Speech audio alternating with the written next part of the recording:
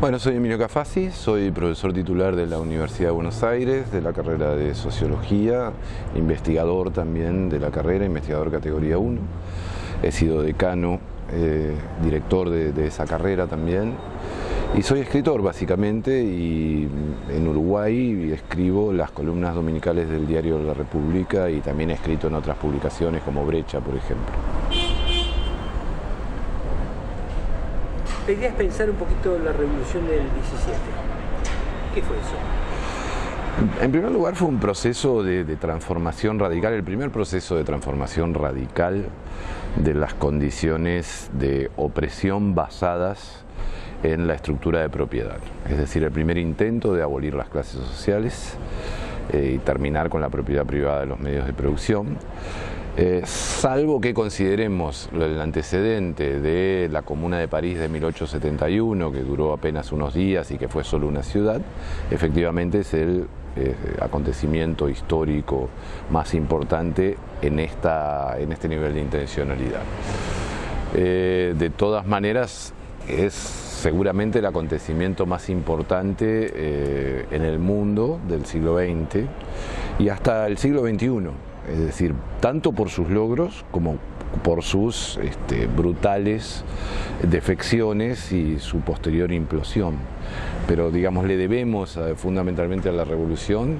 el hecho de haber despertado inmensas esperanzas, de haber precavido al mundo capitalista de estas posibilidades y por lo tanto de rearmarse en el sentido de una correlación de fuerzas que dio lugar luego a la Guerra Fría,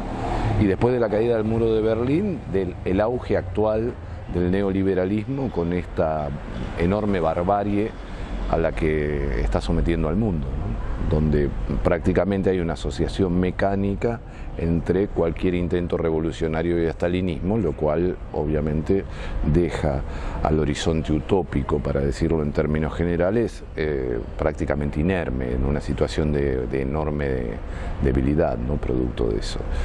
Ahora bien, la revolución del 17 es la consecuencia de un conjunto de procesos sociales, es más bien la desembocadura de un conjunto de procesos sociales. El primero de ellos es la insurrección de 1905, la insurrección rusa de 1905, o el proceso revolucionario de 1905, donde se inicia la experiencia de los soviets. Los soviets, en realidad la traducción literal es simplemente junta o consejo. Pero en realidad los soviets, si bien no tuvieron originalmente un carácter homogéneo y había con diversas características y particularidades, son básicamente la extensión de los comités de huelga, o mejor dicho, el perfeccionamiento organizativo de los comités de huelga que se fueron formando a lo largo de toda Rusia, en las zonas fundamentalmente industriales y urbanas, aunque después se extendieron a las aldeas con el campesinado, etcétera, etcétera. Pero me estoy refiriendo ahora a los orígenes en 1905. El perfeccionamiento sobre la base digamos, de una delegación mandataria, es decir, de una estructura democrática basada en delegados o diputados, pero con mandato imperativo y revocabilidad de sus mandatos sin retribución alguna, a diferencia, no sé, de los diputados en los parlamentos tradicionales de la democracia, digamos, liberal, o lo que yo llamo la democracia liberal fiduciaria. No obstante el fracaso de esa revolución, el proceso de organización de los soviets siguió hacia adelante, y sobre todo lo que se produce es digamos, una tensión irreconciliable al interior del mundo capitalista que da lugar a la Primera Guerra Mundial, donde se confrontan potencias capitalistas y donde también participa Rusia en esa guerra, en esa confrontación, con todas las consecuencias monstruosas que toda guerra tiene, provocándole obviamente hambrunas, muerte y desolación en términos generales. Justamente el hecho de que la guerra se desarrollara en ese contexto interimperialista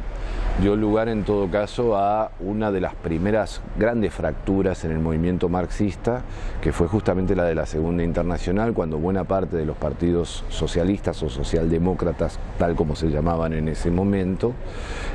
adoptaron una postura de alianza con sus burguesías nacionales. Y por lo tanto esto confrontó con otros sectores también marxistas, fundamentalmente el de los bolcheviques, que planteaban justamente lo que se llamó en ese momento el derrotismo histórico, es decir, toda confrontación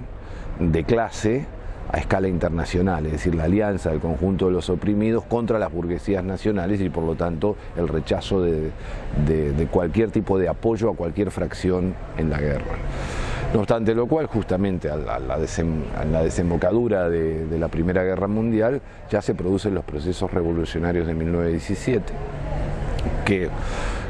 digamos, contaban ya con los soviets y contaban en todo caso con un proceso de división al interior del movimiento revolucionario de entonces entre bolcheviques, mencheviques y los llamados eseristas, es decir, los social revolucionarios. Bien, aquí por lo tanto culmina en ese sentido el primer momento, el momento de la revolución propiamente dicha, que se hace con la toma del Palacio de Invierno de Petrogrado sin prácticamente derramamiento de sangre, digamos, derrocando al gobierno provisional, suspendiendo absolutamente todas las condiciones de gobierno pretérito y erigiendo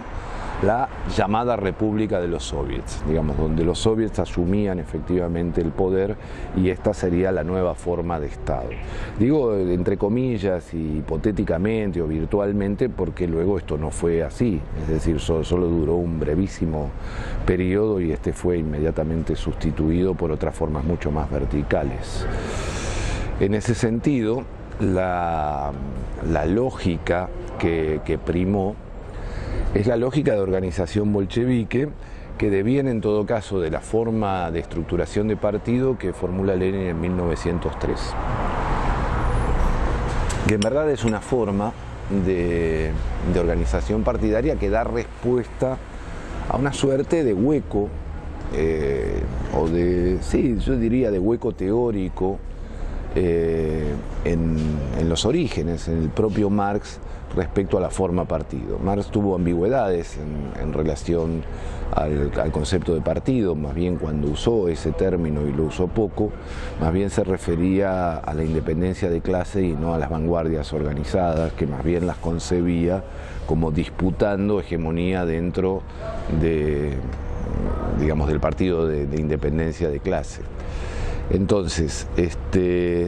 Lenin da una respuesta a este problema diciendo la estructura del partido tiene que ser una estructura vertical, disciplinada, basada en el centralismo democrático y profesionalizada, es decir, con militantes rentados, profesionales, etcétera, etcétera, lo cual da lugar inclusive a un antecedente al problema burocrático en el Estado a posteriori, que es el problema burocrático en el partido. O al menos esa es mi opinión, mi juicio, mi balance finalmente de lo que significó el quehacer, es decir, ese libro de Lenin de 1903 sobre el cual se estructura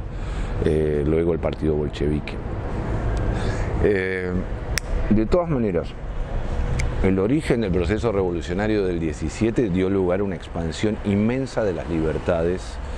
y de efervescencia en los debates. Fue un momento donde efectivamente los soviets existieron y además se derogaron prácticamente todas las leyes restrictivas,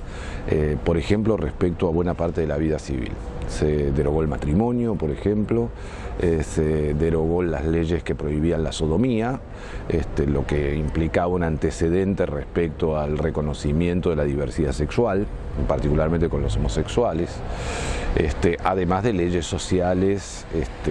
muy específicas. El problema es que, por un lado, o al menos intentando ir hacia una dinámica más interpretativa del proceso posterior, por un lado la revolución se encontró con una contrarrevolución armada inmediatamente, es decir, la organización de los ejércitos blancos por el resto de los países imperialistas, que obligó en todo caso una lucha armada, a una suerte de guerra civil, pero traída exteriormente, y por lo tanto la conformación del Ejército Rojo, que Trotsky fue el que tuvo ocasión de dirigir, en materia de dificultad externa. Y en segundo lugar, las dificultades estructurales de un país profundamente atrasado, subdesarrollado y arrasado en todo caso por las condiciones de la guerra, de la Primera Guerra Mundial, lo que además exigieron también condiciones de enorme esfuerzo. Este conjunto de aspectos me parece que por un lado condiciona el desarrollo de las conquistas, pero por otro lado también el hecho de que los bolcheviques interpretaron que el desarrollo de ciertas libertades, por ejemplo la libertad de prensa, el derecho de asociación o el pluralismo partidario y demás, comenzaban a conspirar también contra los intereses revolucionarios. Y en ese sentido, poco a poco, conjuntamente con el desarrollo a partir del 21 de lo que fue lo que Lenin llamó la nueva política económica, es decir, de cierta apertura mercantil o semicapitalista y demás, dieron un marco complejo para el desarrollo de la política revolucionaria, que poco a poco fue cerrándose hacia el unicato político y hacia la restricción de las libertades, que yo creo que no empieza con Stalin, sino que ya estaba en los gérmenes mismos de la revolución, digamos, primero por la censura y luego la persecución a la oposición obrera, luego a la oposición de izquierda y finalmente con los monstruosos y humillantes procesos de Moscú que terminaron, digamos, con declaraciones autorreferenciadas y llamadas autocríticas de los principales líderes de la revolución hasta después finalmente ser fusilados, como Zinoviev, Kamenev, Bukharin, etcétera, y por lo tanto el ascenso de Stalin en términos generales, para no mencionar el asesinato de Trotsky en el exterior, ¿no? El asesinato de Trotsky en México en el 40. Entonces, a ver, yo formularía algunas hipótesis en relación a esta experiencia y el lugar de las izquierdas y los progresismos hoy en términos del debate. Digo en términos genéricos porque me parece que esto nos involucra desde cualquier lugar en el que nos situemos, sea desde el Uruguay específicamente, donde yo milito en el Frente Amplio, o en cualquier otro ámbito histórico en el que se trate de transformar radicalmente la sociedad. El primer aspecto es que yo creo que ya desde Marx hay una ambigüedad en relación a la tradición blanquista o weitliniana. Esto es la idea según la cual las formas del Estado provendrían espontáneamente de las necesidades de la revolución y de la espontaneidad de las masas. Yo creo que esto es una concepción ingenua, que no hay verdaderamente una teoría del Estado postrevolucionario, y esa es una teoría que las generaciones actuales debemos construir. Debemos formularnos preguntas acerca de qué parte de la herencia burguesa tomamos para nosotros, qué parte rechazamos y qué reconstruimos. Me pregunto, por ejemplo, la independencia de poderes o la independencia de la justicia respecto al poder ejecutivo. ¿Es parte de un Estado revolucionario? ¿Es parte de valores que nosotros deberíamos defender en relación al Estado revolucionario? El derecho de asociación, es decir, la libertad de organización en partidos políticos, sindicatos, etcétera, etcétera. Es también parte de eso. El derecho de expresión, el derecho de prensa, la distribución del mensaje, es parte de una parte. Esto forma parte de aspectos elementales de la estructura del Estado que en modo alguno me parece que estaban claras ni en Marx, ni estaban claras ni en Lenin, ni en Trotsky. Más allá de que Trotsky creo que tiene el mérito de haber formulado anticipadamente el problema de la burocracia, que no creo que sea su contribución mayor, digamos, me parece que en ese sentido Max Weber lo planteó antes, siendo un autor burgués, con aplicabilidad a todo tipo de estados, capitalistas y postcapitalistas, pero me parece que el concepto más interesante, extensible actualmente, es el de revolución política. porque Trotsky concebía en realidad que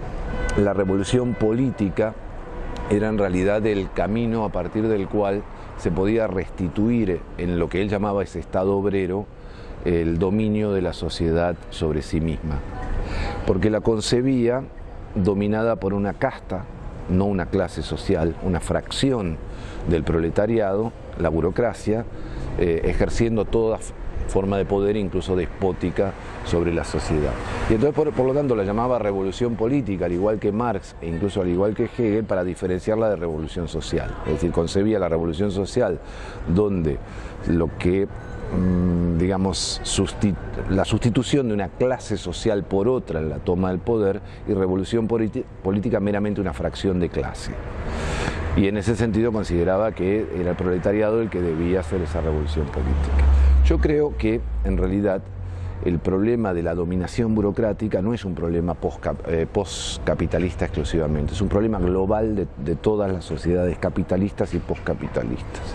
Y en ese sentido me parece que reintroducirla, como he escrito en varios artículos, inclusive publicados en Uruguay, reintroducirla como tarea actualmente, inclusive al interior de los estados capitalistas y como iniciativa de izquierdas y progresismos, es una tarea cardinal.